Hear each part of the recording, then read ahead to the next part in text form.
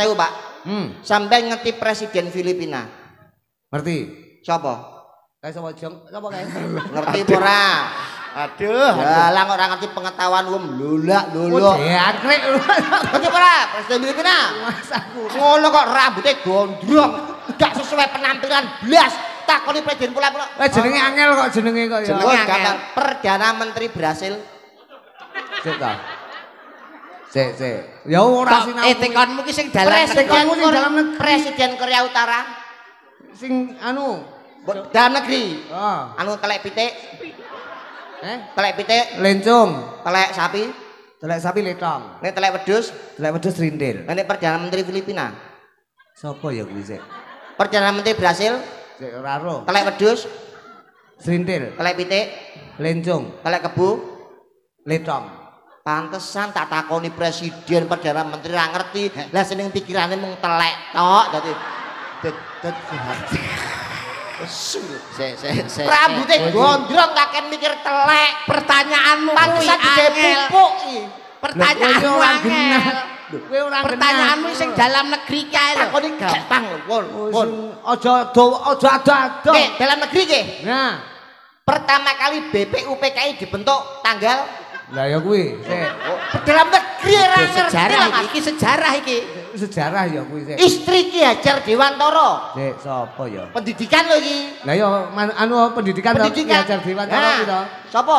Kuwi sapa ya? Wis Mudin Irian Jaya. Dalam negeri ra iso telek wedhus. Srintil.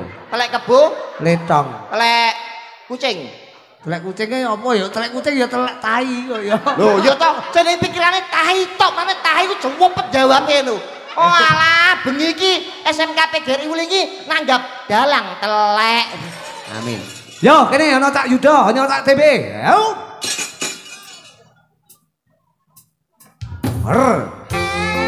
Ini juga buat bocah loh, di Cakra Budaya Indonesia. Cak Yudo. TB Maho. SMK PGRI Wulingi sukses selalu. Mantap. Pak Bambang, Pak Juari, Mas Teguh, Pak Andi, ya Pak Edi lah. Cakra Budaya Indonesia lagi. Juga buat Barokah Motor ya yang selalu pantau dari jauh.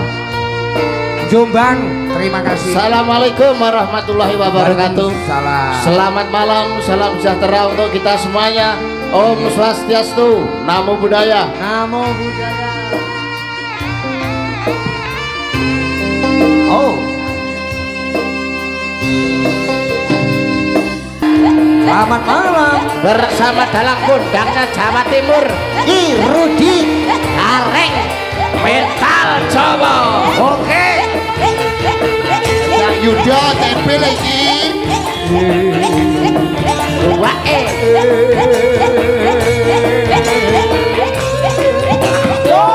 yo. Genten ku kepati. Oh, kacau toh.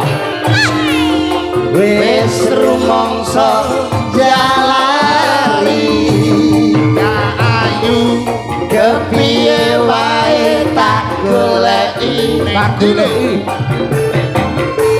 ning lungamu ning ngendi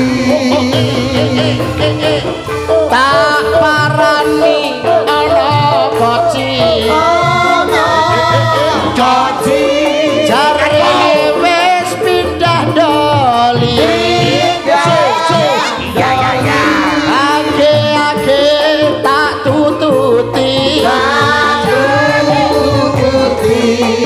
jarene ning Kalisari tak parani ana koci jarene wis dah joli ake tak tututi jarene ning Kalisari apa iya dan Bali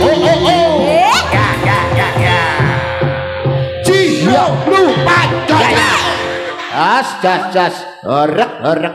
Oh, ya ning Situasi horek. lho wingi kok awake dhewe kudu semangat. Semangat. Mumpung sowan lugunipun mapan ning SMK PGRI Wlingi kondange SMK Petil. SMK Petil iki mbiyen jaman cek cilik. Nyang apa? Saiki wis Hammer School.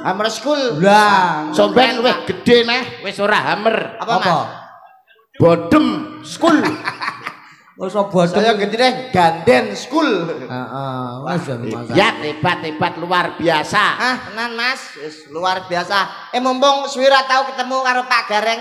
Ya, mumpung niki ulane tasih ulan Mei. Lho iya no, Mei. Wulan Riyaya, Oh, wulan Sawal. Kegolong Sawal to. Sawal kok Mei iki lho. Ayo isih ulan Mei, Pak. Nah, ngono. Ngaturaken Sugeng Riyadin minal aidil faidin, mohon maaf lahir dan batin. Oke. Sepinten katahing kalepatan kula, Heeh. panjenengan pun kula paringi pangapura. Sah, Pak nggih.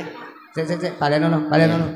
Ngomongmu keliru lho, ngomongmu keliru. Iki dalang dijak riyoyonan kok ora iso iki. Ngomongmu salah balenono to. Pak Gareng, Heeh. niki ulane tasih ulan fitri. Heeh. Boten kesupen ngaturaken Sugeng Riyadin minal aidin wal faidin, mohon maaf lahir dan batin. Heeh. Katahing kalepatan kula panjenengan pun kula paringi pangapura nggih. Sik to. Kowe iki pon ora to karo Sik jeneng. iso kowe iki paham basa sampean contone Mas Cobi Mas sampean Ngene contone. lho.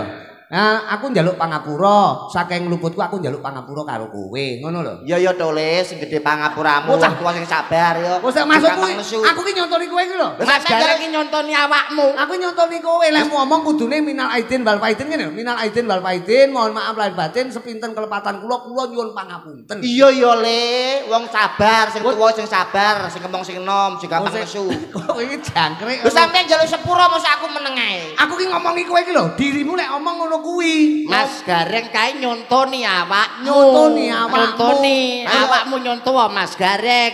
Nggih, nyonto. Kados wau nggih. Heeh. Nggih. Bocah koclok kok kowe iki. Kowe iki cah Kowe jane niat njaluk pangapura apa gawe masalah kowe? Lho nggih njaluk sepura to Pak Riyaya, njaluk gawe masalah kan yo Lah ora. njaluk sepura kok kaya ngono ki lho. Kowe iki ora njaluk sepura tapi malah gawe masalah. Contohna do, contohna Kudune do. kowe iki ngene lho nuwun sewu ya Mas TB. Kowe iki bocah ora isin dipirsani SMK Pegri Wlingi, SMK sing hebat. Nyapa kok isin? Aku cak STMI kok. Lho, oh, apa? Kowe geng Pak, kowe mungsuh karo aku Pak SMK PGRI Wlingi karo cak STMI kok. Ah sekolahmu e piro? Kampus kuwi lah akeh. Ngarep kampus 1. Terus Kene kampus Kampus loro. loro. Kowe rong roto kampus 3 ning ndi? Ndi Mas? Nggone Pak To Pasar Templek.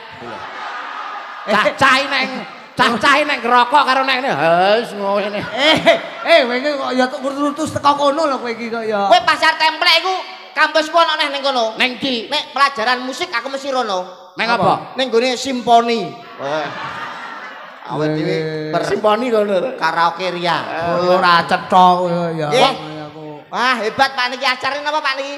Tasakuran Purnawiyata. Tasakuran Purnawiyata SMK PGRI Wlingi. Ki Purna tahun 2022 2023. 23. Aku angger sowaning SMK PGRI Wlingi ku isin. Lah nyang apa? Kok isin? Kudune kowe seneng, kudune bangga iso ditanggap neng kene. Oh iki sekolahane gelem wayangan lho. Iki dadi barometer lho iki. Lho, iki wayangan 2 tahun sekali mesti SMK PGRI. Mesti wayangan. Ditanggape seneng Mas, teng aku isin. Kok isin? Ketemu karo mantanku. Sapa? Sopo? Tiara. Tiara. Bu Tiara, guru bahasa Inggris. Wah, ayune pol Pak iku Pak. Wah, cacah sekolah yang angger gawe rok iki senengane nginceng wae. Kurang ajar iki. Ngono kuwi jenenge ora apik. Jenenge murid iki nek karo guru kudu hormat. Hormat. Enek lho guru kene sing paling gak disenengi karo murid-e. Sapa? Bu Endang.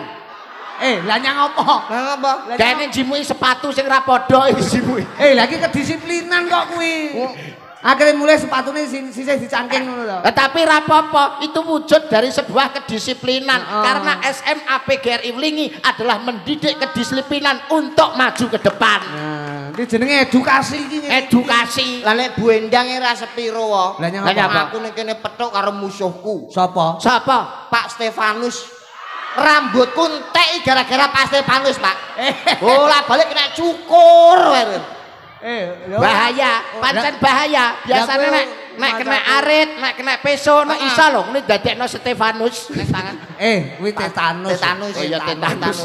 Meh mirip ya karo Stefanus karo. Masamu Pak Stefanus mau reken pemes wae piye kok. Lajeng dalu Pak Kepala Sekolah Pak Bambang Setiono. Lho apa lho? Wis pirsa to karo Pak Bambang, Kepala Sekolah SMA PGRI Wlingi. Lho piye to Mas? Apal to kowe? Pas bola bal ditanggap ning kene kok ora apal Lho, isin mosok, to. mosok. Pak Bambang. Piantune piye? Piantune. Wah gedhi dhuwur kacamatanan. Ganteng Pak. Piyaine sing ndi? Alah wis lungguh ning gone kono goleki dhewe ngono. Kok goleki dhewe ki ya dudingen to Yuda ben roh to Yuda. Mboten ketok ulap niki lho kenging lampu kula ulap. Pokoke lenggah teng mriku. Pak Bambang matur sembah nuwun Pak. Wah, Kenal akrab kowe. Oh, biyen nggone Mbah Gampeng karo aku ora mulai-mulai. Kowe tak sowampluk Mbah Gampeng kono to ngawur. Mas mosok kepala sekolah kok sobone Mbah Gampeng. Pak Bambang iki nek ning Gampeng ora tau. Dek seringe ning gone stasiun Talun. Padha ae. Mosok golek banci. Mboten Pak Bambang teng mriku niku menehi penyuluhan, menehi pendidikan. Betul. Bahwa Kabupaten Blitar itu harus bersih dari yang namanya lokalisasi. Prostitusi. Nah, dadi ning Blitar iki lokalisasi wis ora ono. Mergo saiki zamane online. Alah. Dadi luwih cepet Pak, luwih murah ngoten lho. Ora enek. Kowe kok tak biacok rumah saku. Iki ning SMK PGRI lho. Niki teng SMK teng lapangan ngene kok. Ngerti ora? Iki lapangan SMK ini mriku lho. Lah iya maksudnya walaupun kita ini di lapangan, tapi niat kajate sing kagungan kersa itu SMA PGRI. Lho lah iya. Ini kan edukasi toh Pak. Edukasi Bapak Edukasine nggonci. Edukasi mundi. Mengenal aplikasi hijau. Wah aplikasi hijau barang rumah saku. Kowe iki omong saomong kok iso iki dipirsani karo para-para. Nggih, Pak. Paling tidak ning dunia pendidikan sivitas akademika ilmu pendidikan yang ini ki awake dhewe sebagai seorang seniman harus papan gawa empan iso nglungguhke awake dhewe sebagai seorang seniman. Omonganmu ora celbang-celbung. Nek arep ngomong babakan ilmu sebelum kita mengancik pada dunia pendidikan, awake dhewe gak usah sing ado-ado sepele mawon, Pak. Piye maksudmu? Sebelum awake dhewe nyekolahne anak. Betul. Kuwi paling gak ada satu sisi yang penting dalam memberikan ilmu. Ya kuwi jeneng sing apik kanggo anake.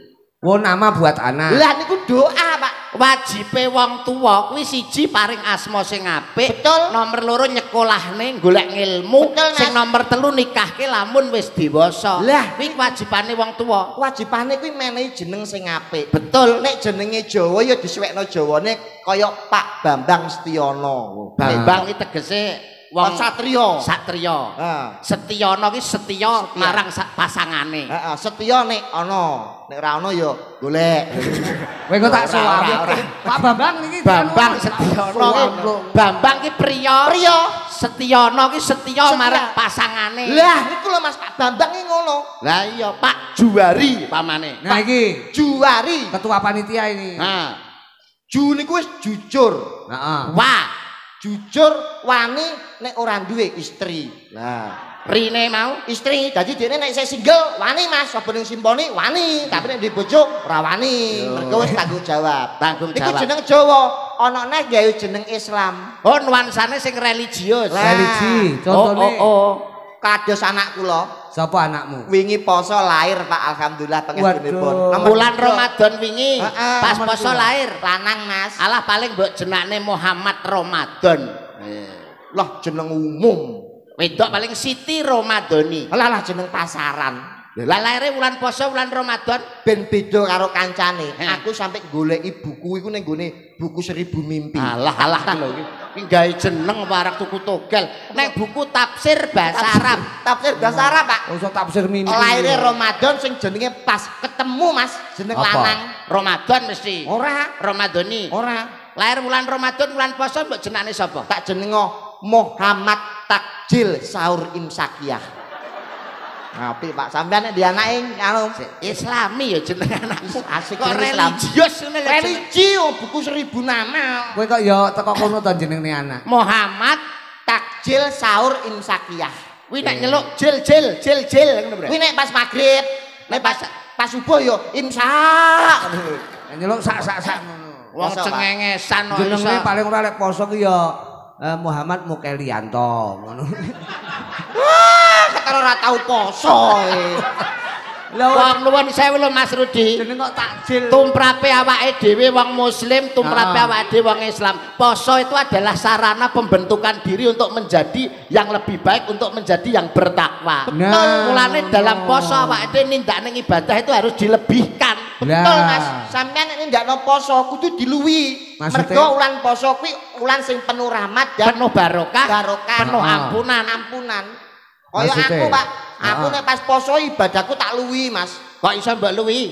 Sampean nek buka jam pira? Buka aku 5:30. Alah kuwi ibadah biasa, buka 5:30 kuwi. Lah nek kowe? Nek aku tak luwi, buka jam 09.00. Salat maghrib nisan traweh lagi buka, pahalaku ben akeh. Oh, mbok luwi ya. Tak luwi. Sampean nek traweh mulai jam pira? Traweh aku mulai jam 8. Alah, aku ibadah biasa. Lah awakmu? Aku traweh mulai jam 12.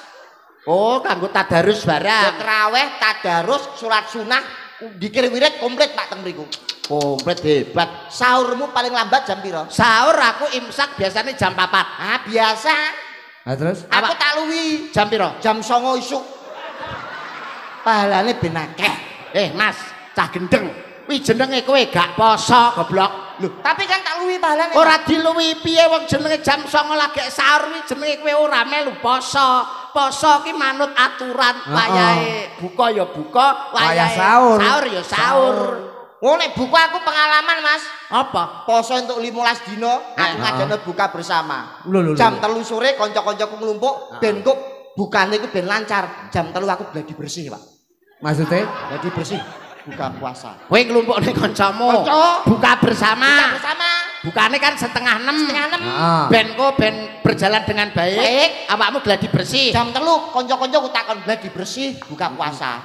Wah, sukses, Mas. Engko ben ra kidung lho. Heeh, ben ra semrawut, Pak. Sampeyan melok gladi bersih, Pak, kalau-kalau. Mulakno anakmu jenenge Mokelianto kuwi mau lho. Wah niki anake jenenge apa ki Imam Syaiton. Masa kowe iso Wong kok paling ora ki awake dhewe harus bersyukur, melu seneng, melu bombong karo SMK Pegriwlingi yang sudah hebat luar biasa menelurkan generasi muda calon pemimpin bangsa masa depan ya PGRI ini. Betul, wah hebat Mulane luar biasa. Wong urip ning alam donya iki ya. Ngelmu iku penting. Tolabul ilmi wong golek ngilmu iku penting, hukume wajib. Mulane aja lumuh ngangsu kawruh, aja sungkan golek pengalaman, gantungkan cita-citamu setinggi langit. Tuntutlah ilmu sampai negeri Cina. Dadi TB nyekebek lho, ngenyek Dik. Ora hafal. Kowe nyekebek ngenyek kowe iki. Mboten kula ora ngenyek apa ora nampa apa sing diomongke Yudha? Yo ora tak tampa lho. Wong sekolah mulai SD, SMP, SMA kuwi butuhe apa to, Mas? Butuh ilmu, butuh pinter. Lah iki sing kleru iki kok kene, Pak. Tak kowe jelasne. Dunia pendidikan lho iki. Iya. Dunia pendidikan. Sivitas akademika lho. Iya. Wong sekolah wiwit SD, SMP, SMA sampai kuliah, kuwi tujuane apa? Pinter golek ilmu. Golek ilmu le. Kuwi salah. Kok salah piye to kowe iki? Tujuane ku ora mergo pinter. Lah tujuane mergo pengen sugih. Sik to. Dadi wong urip kuwi sing penting sugih. Penting ya pinter. Pinter sundul langit nek melarat sapa sing arep ngajeni?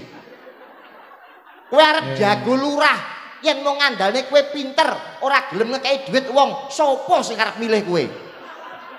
Iya. Sampeyan dalang mrene, sing sampeyan goleki apa? Aku ya penggawean, golek dhuwit. Lah golek dhuwit to, pengen sugih to. Gelem sampeyan mayang ning gone SMK PGRI Ulingi mulih disangoni GBHN karo PTKN. Ora mungkin gelem Pak sampeyan. Iya ya, rada masuk akal ya. Termasuk meletek ndase. Lho, lah tapi ilmu ki ya penting lho Mas, ilmu ki. Tuntutlah ilmu sampai negeri Cina. Nek kowe ning Cina ora ndek dhuwit, arep numpak apa kowe? Iya ya. Pikir. Aku malah goblok to omongan karo kowe. Lho kene masalah akademi iki karo aku. Lho. Lah nuwun sewu lho, kowe umpamane kowe sugih. Kowe bodoh, kowe goblok. Lah anak buahmu kan pinter-pinter. Lah nek kowe diapusi. Ya carane no Mas. Piye? Anggere ana wong daftar penggawean ning awake dhewe ben ora tumindak elek, anak karo bojone gawe jaminan. Nek terus gawean ngono iki. Aman ramu. Anak karo bojone gawe jaminan. umpama anak buahmu gawe apa ki masalah. Ah langsung bojone lebokne ning Mbah Gampeng apa simponi entuk duit akeh lan. Kuwi carane. Dadi ngekeki peringatan. Lah nuwun sewu, awakmu wong sugih, kowe bodho. Kamangka wong sugih iki sabone ning kutha-kutha gedhe, kota-kota besar. Heeh. Lah kowe luwe, kowe ngelak, kowe mlebu restoran. Kayak Kamangka bodho. kowe gak iso nulis, gak iso maca. Lah nek pesen panganan piye? Ya digambar. Ora iso nulis, ora iso maca, tapi kan pinter gambar. Pesen panganan nih Digambar. lah pelayannya apa mudeng? Yo mesti mudeng kok gambare apik. Pamane pesen ayam panggang. Gambar panggangan dhuwur kei ayam warnane coklat. Pelayan wis ngerti nek awake dhewe pesen ayam panggang. Oh ngono. Pesen nasi goreng. Gambar kompor wajan tengahé kei nil nil nil nil nil nil nil nil. Pelayan wis ngerti awake dhewe pesen nasi goreng. Pesen nasi padang. Gambar piring sampinge kei lampu. Ben Padang. padang. Oh, iya, Nek ora iya. ana lampune ora Masuk padang. akal ya. Pesen nasi putih. Gambar piring tengahé kei anoman. Lah kok kayak Anoman? Anoman rupane apa? Putih. Lah kuwi pelayan wis ngerti nek kuwi nasi putih. Oh iya ya. Usah. Bar mangan kok sereten kok ngelak, pengen ngombe jus jeruk. Gambar blender karo bunder warna kuning kuwi wis ngerti nek jus jeruk. Awake kok gak fit rumba-rumbu kok pengen ngombe wedang susu. Ayo, Ayo, piye, ayo. piye? Lambemu ayo. Weh, bosok. Ya, depan Pak Bambang lho iki. Mosok ning Wis seneni Pak warung entuk Bambang. pesen wedang susu. Loh boleh, boleh. Restoran Kuwi nek komplit menune ae. kok restoran komplit. Ya nek pesen wedang susu awake dhewe rasa gambar. Ya terus. Lah terus. Awake dhewe njikok gelas terus nyeluk pelayane. Mbak, aku pesen wedang iki. Lah, lah. Pelayan ngerti nek awake dhewe kurang Abang besar ajar. iki. Wong edan iki. Wong dipirsani bapak ibu sakmene mbane kok iso celandakan nera. Kuwi jenenge ora kena nggih contoh. Unggah-ungguh tata krama subasita. Krama subasita Kudu udah bangga udah negara. negara. Ya-yaan ngono. Kowe mbiyen ora tau dulang PPKN kowe. SD-mu ora tau dulang PMP kowe. Nek lho cah kene cah lulusan sekolahan akademisnya pinter Mas. Otak berpikirnya itu lo harus yang milenial. Nyun sewu. Sampeyan yang rumus pinter. Lho lah aku. Sampeyan rumus pinter. Lho iya ta. Wong Nyun sewu. Sik, tak bantu Mas. Sabar Mas. Wes, Yuda. Mas, Wis sing nggawa TB lho. Nggih, gampang pun. Tak Kowe kudu selesaikan. malesne wirangku lho ya. Kowe aja menjatuhkan harkat dan martabat Mas Rudi Gareng. Rudi Gareng. Elek-elek oke sebagai dalang ki tugasnya ngudal piwulang. Api-api oh. Cocok aku pancen. Dia sebagai dalang ki ngudal piwulang. Kowe kok menjatuhkan harkat martabatnya Mas Gareng jare ning pikirannya kok sing dipikir mong apa? Telek. Lho kenyataan lho Mas. Omahmu ndi Mas? Tuban, Kene iki daerah ndi? Blitar. Sering kowe wisata kuliner? Yo sering to Mas. Tahu mangan bakso? Tahu mangan sate? Yo sering. Enak ndi bakso karo sate? Enak sate. Sebab Aku wis tau mangan bakso, wis tau mangan sate, iso bedakne rasane. betul. Nah, Nek soto karo mie ayam. Enak soto. Sebab Aku wis tau mangan soto, wis tau mangan mie ayam, dadi iso bedakne rasane. lah nek pecel karo telek enak ndi? Yo enak pecel. Sebab Aku wis tau mangan pecel, yo wis tau Nah iki lho. Alah Mas Rudi mung dipikir, Nek tak kowe pikir malah tok. mbok badok. Lho aku mung tak pikir tok, tak survei, tak dadekne pupuk. Biasane telek ini mbok goreng apa mbok nget?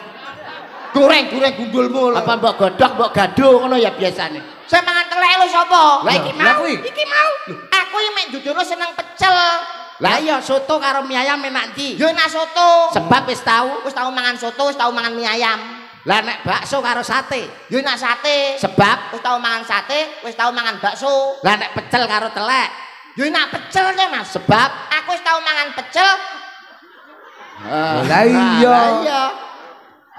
Mas Rudi mung dipikir kowe Aku mbok mung pangan. tak pikir mergo ki ilmu ya. Mikir ki golek solusi amre telek-telek kuwi mu dadi pupuk ngono lho. Lah kowe mok badhok lho telek kan Mas aku. Sampean- gombal kok kowe ngono. Sampean Apa? Basa Jawa ya iso. Lho basa Jawa kene wong Jawa. Dalang ya pinter no. Ngawur. Nek lemu kosok baline, lemu kosok baline kuru. nek dhuwur Cendek. Nek gede, Cilik. nek kotak, Kotak. Kotak kosok Bali nih. kocok baline kotak apa? Bunder. Apa? Ya, nek awan, Awan bengi. salah. Nyang apa to kowe iki? Awan yo bengi. Awan bengi. Lah. Yesus Bener awan bengi. Kowe piye to kowe? Sampeyan iso kosok balen. Lho ya iso no, ngosoki balen to iso. Nek lemu, Lemu kuru. kuru. Nek dhuwur, Dhuwur ya cendek. nek gede, Lho kowe kok goblok menawa cilik. nek awan, Lho awan ya bengi. salah. Awan iki kosok baline bengi. Ora, bocah Iki iki Ngono kok jarene iso. bener to awan bengi. Salah. apa? Oh sik piye to? Piye to piye? Kowe iki nos apa kutluk to jane iki? Akhlak Kok guyu dhewe iki. balen. Heeh, iso. Lemu kuru. Nek dhuwur, Dhuwur cilik. gede, Ndek, gede cilik, gede cilik. Heeh. awan, Awan ya bengi. salah. Saiki ganti kowe, saiki. Cendek, Cendek dhuwur, lemu, lemu, kuru. awan, Awan ya bengi. lek salah. Bener. Wah kuwi mau pitakon to.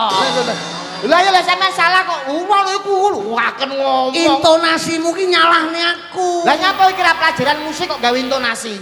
Rumah saku salah. Lah Berarti ngono. kowe basa-basa ya iso. Ya iso no. Basa Jawa dibasakne Indonesia. Iso.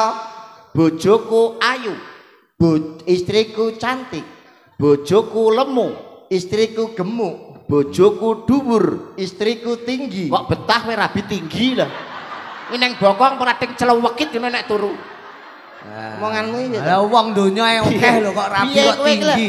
Jeten wong ngrekes. Sing rabi tinggi ku sapa? Lah kowe Iki ngono. mau, iki mau. Piye?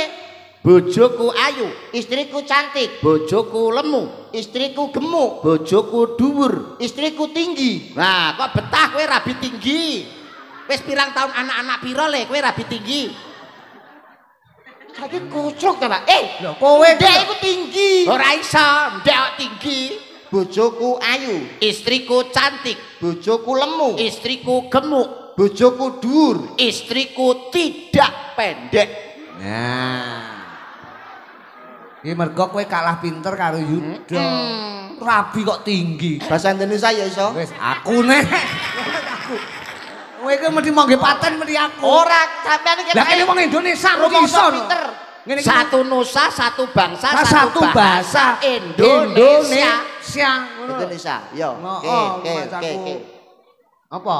Nek kolam basa Jawane Kolam ya blumbang, sungai, sungai ya kali. Kowe iki piye to? Pekok apa piye to kowe iki? nek laut. Laut ki ya segara. Lah ngono kok jenenge dalang. Bener, Kowe iki tak bener, Lah kleru. bener. Sungai, sungai ki kali. kolam, Kolam kuwi blumbang. laut. Laut ki segara. Sing ngomong sapa?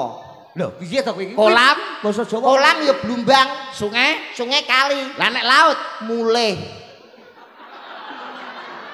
Alah. Aku wong laut. Mulih. Marai yo kuli dadi Sik, apal. kuwi penggayamu bendina kuwi to tibake. Laut. Marai kuli dadi apal kok iso. Cengengesan iki. Kisowan ngabiantara nang SMK PGRI Wlingi. Anggenmu ngene iki lek ora setelno bingung lho. Aku meh dikobongne harus cacah jong-un nek dhisik ngono. Mas aku. Lho, apik lho. Termasuk awake dhewe ora tau petuk ning alhamdulillah. Alah napa to? Iso gesek.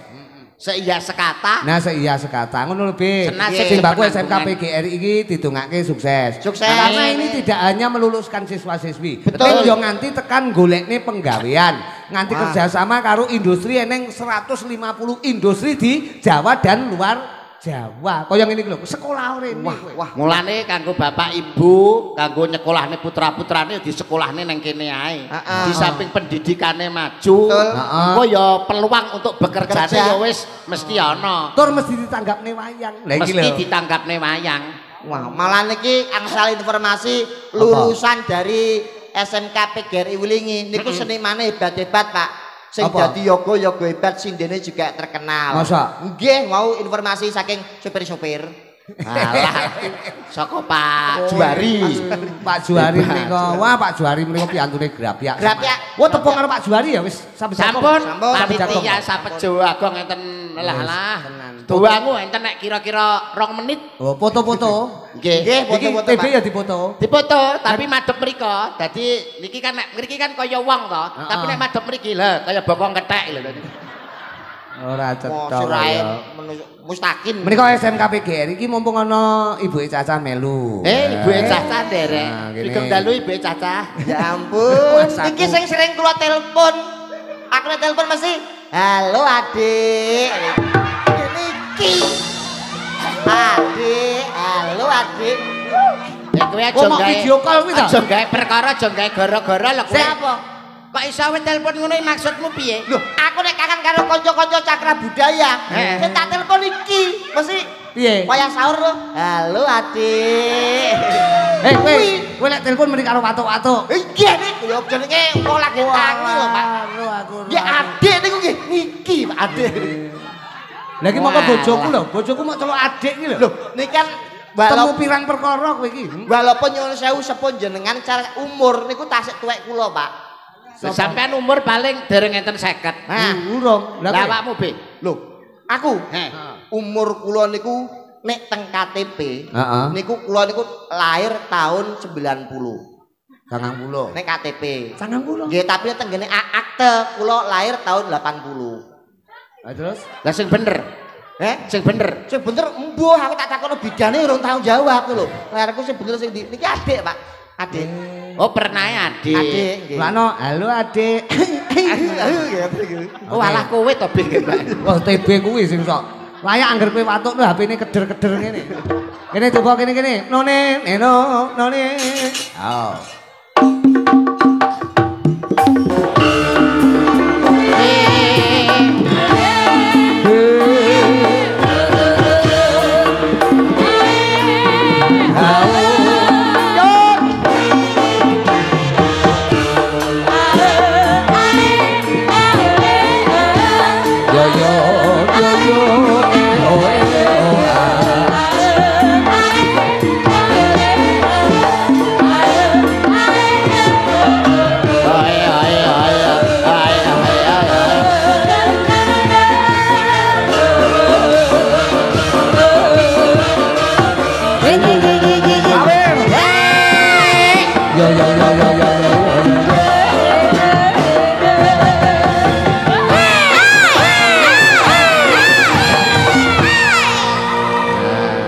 Di kulanang ya rawuh iki kawir weh piye Mas. Wah rambutnya malih ndek Mas kawir ya. Mas kawir. Wis tenan Kene lho iki kok ra sopan karo duwe cacah barang. besar kowe yak-yakan Sugeng dalu. Bareng badhe wawan pangandikan mboten ana. Monggo Nyuwun palilah. Iya. Mumpung ning SMK PGR. Nek ning panggung kuwi ora ana hubungan keluarga sing ana itu rekan kerja. Rekan dadi kerja. bojoe nek ning omah. Nek ning omah nek tok panggung ku rekan kerja dadi awake profesional. Milik umum. Milik umum. Sing ngomong sapa iki? Kowe lho sing ngomong jare. Kowe urung tau dikruyuk wong sak gampeng to? Niki hukum panggung lho, Pak. Lho sing hukum sapa? Kowe rene iki diunggahke ditonton ora dihukum. Kowe gelem apa dihukum? Maksudnya itu hukum yang tidak tertulis Nah, tapi Lah sing nulis dilaksanakan. sapa? Apa mau Niki gelem lho. nulis sing nulis? Niki nek secara ilmu pendidikan menurut hukum Archimedes. apa? Alah, Archimedes apa? Kok Arjin PT Menjes Hukum ya? panggung. Hukum panggung nek Keluarga itu kalau di rumah, suami istri kalau di rumah. tapi di atas panggung Ini adalah rekan kerja alias alias milik umum. monggo bapak-bapak ingkang badhe ngumumi monggo. Ngaten lho Pak jenengan Oh, sik ta. profesionalnya Yuda. Dalam. Iki mateni dagelan ngono hukume pirang tahun? Mboten usah dipateni niku nek dikeceri jeruk mati dhewe nih. Ya ora iso no. Lah nyapa? Aku ora mungkin iso mati no. Lah Lah kok nyapa? iso? KTP ku seumur hidup lho. Oh iya. Wah. KTP-ne seumur ora hidup. cetha. Kene. Nek adik sini adik. Kowe iki mak. Bukan muhrim. bukan mukrim ku nek gawe mukena karo gawe busana kuku. Kuwi lagi demek maaf bukan muslim, anu nanti bisa Bukan mukrim. Ya mukrim, nanti kita batal wudune. Nek Udi rekan kerja demek ngene iki biasa Di atas panggung maupun di bawah yang namanya bukan muhrim ya tetap bukan muhrim, Mas. Saudara ini adik. Aku kakak. Pernah saka hubungan saka ndi ngene lho kowe. Nabi Adam. Lek kuwi padha ae kaya Kok parane tekan Nabi Adam. bocah ora cetha. Dangu mboten panggih. Nggih, pripun Pak Watose? Lah aku nek sajuke kelingan biyen nek pas awakmu sik urung dirabi karo Bathara Kala. Mas. Sik tak sampluk. Kok iso Bathara Kala? Iku tak idoni lho. Oh Mas Rudi Gareng ki Bathara wayang Bambangan lho. Rene lungguh rene. Apa Mas? Lungguh rene. Ah mangko bambu. Masalah. Kaya muka kaya rene tak. Rupamu kaya takir. Rene tak muni rene. Iki mapan. Lambung. Iki mapan ana ngendi? Lapangan SMK PGRI SMK PGRI ngene. Nggih. Kowe perkara guyon karo putri kene. Kenging. Ning aja nyangking Bathara Kala. Ngoten lho Pak. Bathara Kala niku kan Sapa Bathara Kalane? Coba aku pengen Kaget. jelasno Bathara Kalane sapa?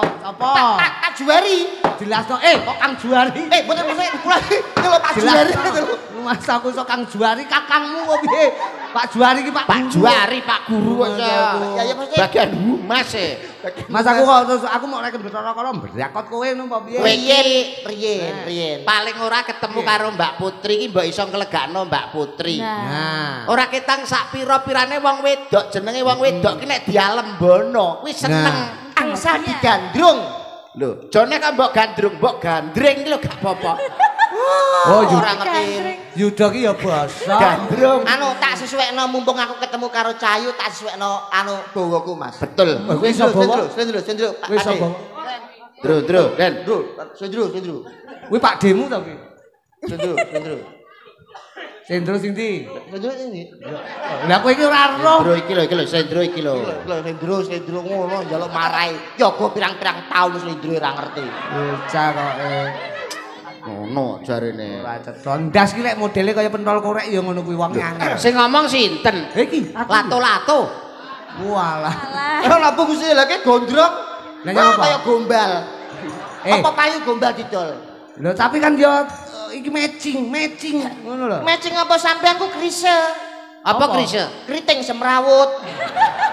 Alah. Rukun Islam. Mas. Sesuatu itu harus dikombinasikan. Apa wae iki kudu dijumbuhne. Ya. Lah hubungannya apa wong gandrung kok karo rukun Islam? Aku sajike bar poso iki koyo religi lho aku. Tak tuwapuk lambemu kowe. Tapi ngono kuwi anu lho tanda-tanda lho, Dok. Tanda-tanda biasane. Tanda-tanda dijak api, dhewe panggah religi. Nggih. Mendekatkan diri pada Allah Subhanahu wa taala. Nggih, tanda-tanda. Saja tanda-tanda ninggal. Arep anu ninggal weling nggih. Ninggal weling. Meling. Oh tak tuwapuk lambemu lho. Enggak maksudnya meling karo cacah Meling. kok mobilnya rada dijok. Oh iya nek ngono tak Nah, ngono kok angel men. apa tuh sing pantes iki apa? Anu. Wiwitane ngono ya kena. Masa diwarai. Kayak murite ya. Oh, pinter-pinter bawa.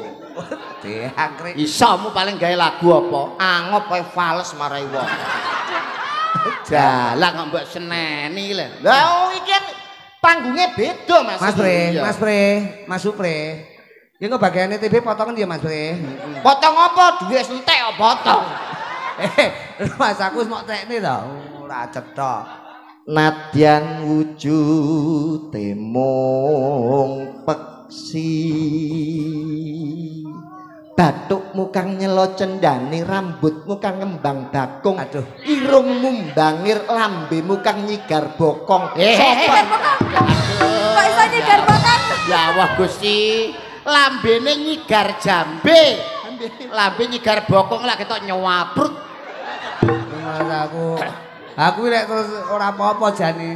Nek aku Kok mbayangne. iso Sing apik to nek gandrung iki. Ngene lho paling ora Yayi garwanipun Kakang. Soroti netramu gawe tentreming atiku. Mripatmu kang blalak-blalak, bathukmu kang nyela cendani. Plaupanmu kang glewu-glewu, pindho golek kencana. Sumunar cahyamu glewu-glewu, pindho golek kencana Yayi. Ngono lho. Sumunar cahyamu katon glewu-glewu. Bisa ora? Ora kowe ra iso. Piye to? Glewo. Ngene lho. Glowo apa glowo? Yayi sunaring netramu lan pasuryanmu kan katingal glewu-glewu, pindho golek kencana. Glewu-glewu. Ya aku lho. Lambene ora dikirim ya. Iya diencepne iki. Glewu. Bang Bayu malah kaya kadal to. Melat-melat kaya kadal iki lho. Ngarep kan ater-ater. Kayak ater-ater. Enek kata rambatane kata-kata. Rambatane lho kayak iso Urung langsungan. glewo-glewo. Apa gulumu sing anu terus apa pipimu sing anu terus glewo-glewo. Pasuryanmu kang katon sumunar. Pasuryanmu kan Pindhone rembulan kang lagi ndadari. dadari katon glowo. Lah kok malah gila to aku. Kaya kadal. Pindho golek kencana. Pindho golek kencana duh wong manis katresnanipun Kakang glowo. Ayo bebarengan karo pun Kakang tumuju ana ning nggone kamar paturon awake dhewe ning kono kok nglakoni glowo. Wis ora cetop. Tak gliwu-gliwu iki lho. Aku sik lagi kowe. Maksudnya Kowe glewomu ki rono. wajahe iki lho. Wajahe iki glewu-glewu pindho. Kowe glewo-glewo ngerti ora? Golek kencana. Gliwu-gliwu napa? Waduh pikiranmu wis pikiran kotor kowe iki macam. Glewo-glewo mudeng ora? Napa? Lek ora mudeng takono karo sing mudeng. Ngono. Kowe glewo-glewo ngerti ora? Gliwu-gliwu Lho gandrung kene kono karo tembung glewo-glewo kok ora roh. Roh ora? Mboten. Lek ora roh takon sing roh. Ngono. Anu nyuwun sewu Pak Gareng. Karo glewo-glewo Gliwu-gliwu niku napa, Pak? Gundrang gandrung sinden. Gliwu-gliwu Enggak ngerti ta kowe? Mboten. Takono sing ngerti. Mboten sampean ngertos petene gliwu. Gak. Bang Bayi, ora lho. Ngene iki bojomu ya kok lumangan kaya Bocah kringete kaya solar. Mas aku. Iki ana tetembangan. Ana lagu glewu kok glewu-glewu. Ana tetembangan Gubuk Asmara wonten pundutan malih menika kala wau saking pondokan wau Bapak Ibu guru ngersake sesideman. Sing Nggih. Sideman. Lah niki bawane mboten sias. Mboten tamtu, bawane mek glewa-glewu. Glewa-glewo ae. Dek tak kowe glewu-glewu ta? Apa Kurang mutung ora? manis belenmu muni kak glewu. Lah ya kurang menghayati. Sesuk bojoku tak glewune kok, Pak. Ora lho, patake kaya patak buta kuno. Lah kakak. Nggih, luwe becik patenono.